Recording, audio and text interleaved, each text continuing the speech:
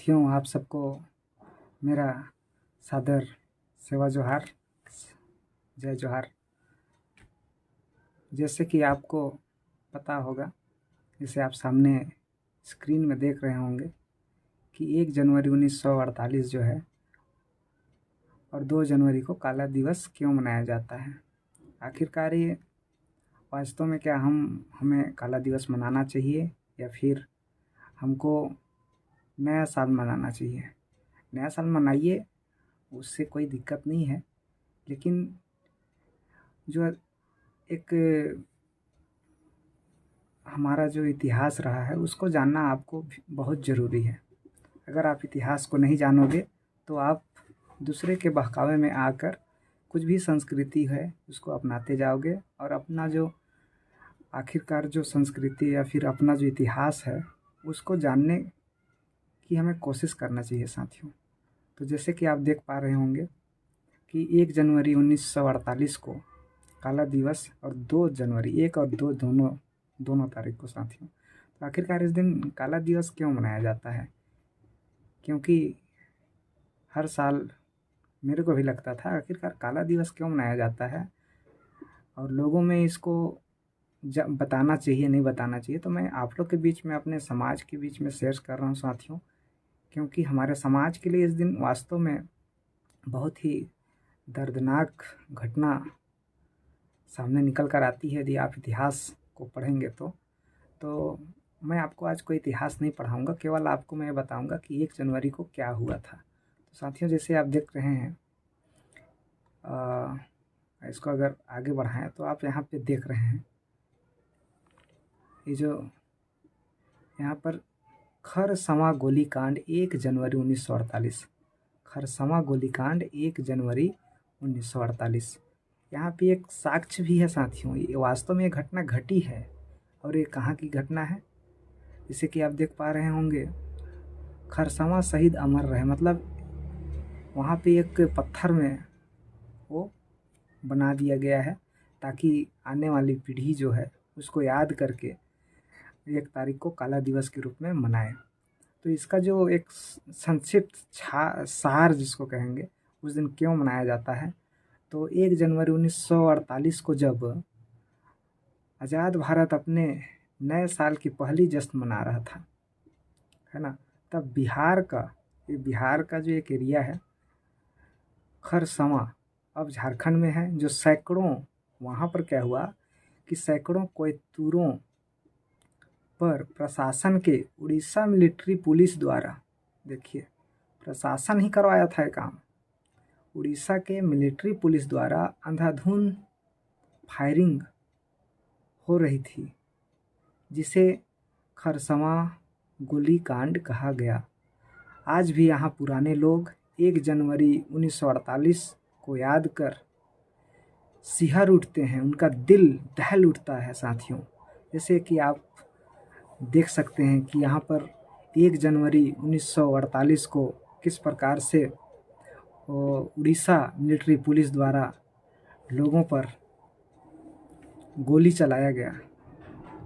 तो जैसे आप इसके आगे को देखेंगे तो यहाँ पर बोलता है कि अब जब अलग स्पेशल क्षेत्र की मांग कर रहे थे, इन लोग क्या कर रहे थे, अपने अलग स्पेशल क्षेत्र की मांग कर रहे थे और ये विधि के द्वारा ही कर रहे थे, कोई ऐसे ही नहीं बोल रहे थे। कौन सा विधि है? ये अपने अलग क्षेत्र की मांग कर रहे थे। जितने भी आदिवासी लोग, समुदाय के लोग थे, विशेषकर गोंड, संथाल, उरांव, तो इन लोग स्वतंत्रता अधिनियम 1947 सेक्शन 7C के तहत अधिकारों के लिए इसमें अधिकार दिया गया है, उसी के तहत एक जगह एकत्रित हुए थे, अलग क्षेत्र हमको दिया जाए बोल करके। और देखिए उड़ीसा सरकार की ये एक कहना चाहिए बेईमानी कि इन लोगों पर क्या किया, उस दिन गोली चलवा दिया। और आगे अगर हम देखें तो एक बहुत बड़ी एक घटना है हमारे समाज के लिए। संविधान सभा सदस्य जयपाल मुंडा स्वतंत्रता अधिनियम के तहत कोयतूर क्षेत्रों के करार की जानकारी देने तथा सभा स्थल पर पहुंचने वाले ही थे। उड़ीसा पैरामिलिट्री ने सभा स्थल पर अंधाधुंध गोली चलाई, हजारों कैदियों को मौत की घाट उतार दिया। इस घटना को कई वर्ष हो चुके हैं। तो साथियों, इसके तो और भी बहुत सारे आपको मिलेंगे। जनवरी 1948, 2 जनवरी कैदियों का काला दिवस। आप देख रहे होंगे कि खरसवां की गोलीकांड आज़ाद भारत के इतिहास में सबसे अधिक निंदनीय भी है। और प्रख्यात समाजवादी चिंतक डॉक्टर राम मनोहर लोहिया के अनुसार दूसरा जलियांवाला बाग हत्याकांड था। ये जो था जलियांवाला बाग हत्याकांड, आप इसलिए जानते हैं क्योंकि आपको उसको पढ़ाया गया।